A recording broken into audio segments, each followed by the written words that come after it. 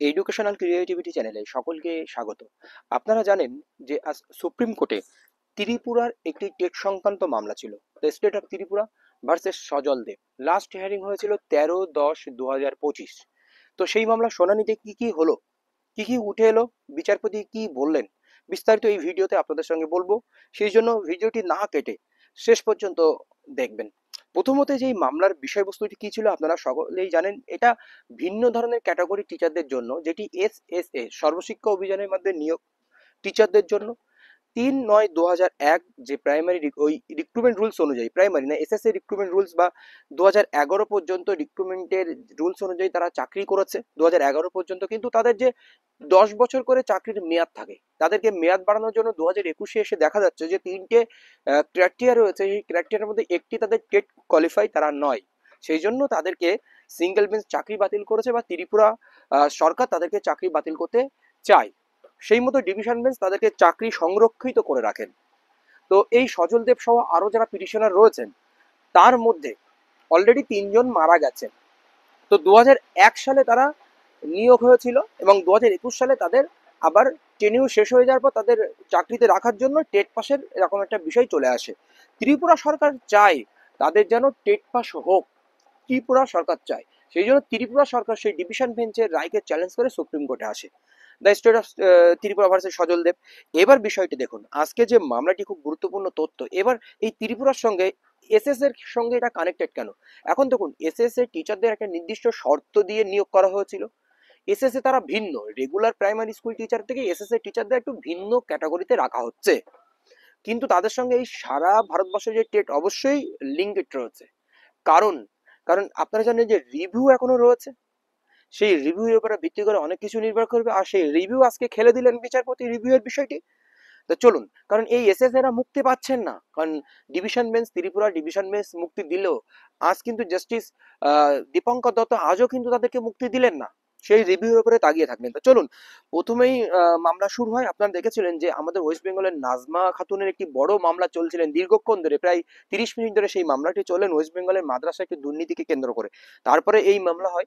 এখানে বিচারপতি প্রথমেই বলেন যে review has already pending, review এখনো ডিসাইড হয়নি। সেহেতু আমি কেন এখানে লিস্টেড হলো এর একটি বিষয় উনি বলতে চান, কিন্তু উনি 13/10 শুনানি হয়ে আজকের দিনে এই ডেট দিয়েছিলেন। আমি এইগুলো এই মুহূর্তে কিছু শুনবো না। তখন পিটিশনারদের পক্ষে অ্যাডভোকেট বলেন যে অলরেডি 3জন এর মধ্যে এক্সপায়ার হয়ে গেছেন। তাহলে কেন 3জনের কথা বললেন? কারণ ওই 3জনের উপরে ভিত্তি করে যদি তাদেরকে আর টেট পাস না করতে হয়। তো এই হচ্ছে বিষয়। এবং আরো একজন অ্যাডভোকেট ছিলেন, তিনি বলেন আমার ওকালতনামায় সিগনেচারের প্রয়োজন আছে। এবার একটা দেখুন, তিনি এই মামলাটি অ্যাডজয়েন্ট রেখেছেন আফটার 3 উইকস। 3 মাস পরে এই মামলাটি, 3 সপ্তাহ পরে আপনি এই মামলাটি আবার লিস্টেড আনবেন পোস্ট রিভিউ। এর মধ্যে রিভিউ যদি না হয় তাহলে ওনারা দেখবেন এই 3 সপ্তাহের মধ্যে যদি রিভিউ মিটে যায় তাহলে বিষয়টা হয়ে গেল। আর যদি রিভিউ এর মধ্যে না মেটে তাহলে কিন্তু ওনারা বিষয়টা দেখবেন। রিভিউতে যদি টেট দিতে হয় তখন এই মামলার জন্য উনি আবার নতুন করে ডিসাইড দেবেন যে এনাদের জন্য কি হতে পারে। আর রিভিউ যদি এর মধ্যে ডিসাইড না হয় তাহলে কিন্তু এই মামলাটি আবার উঠবে জাস্টিস দীপঙ্কর দত্তের বেঞ্চে।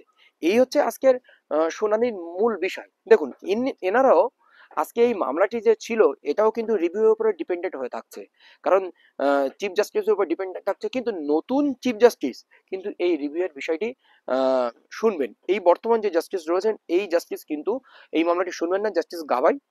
কারণ আপনারা বুঝতে পারছেন উনি রিটায়ার হয়ে যাবেন, সেই জন্য মামলাটি কিন্তু লিস্টেড আসছে না। আর উত্তরপ্রদেশের যে একটি ম্যাটার ছিল আপনারা জানেন, সেগুলো কিন্তু ডিসমিস হয়ে যাচ্ছে।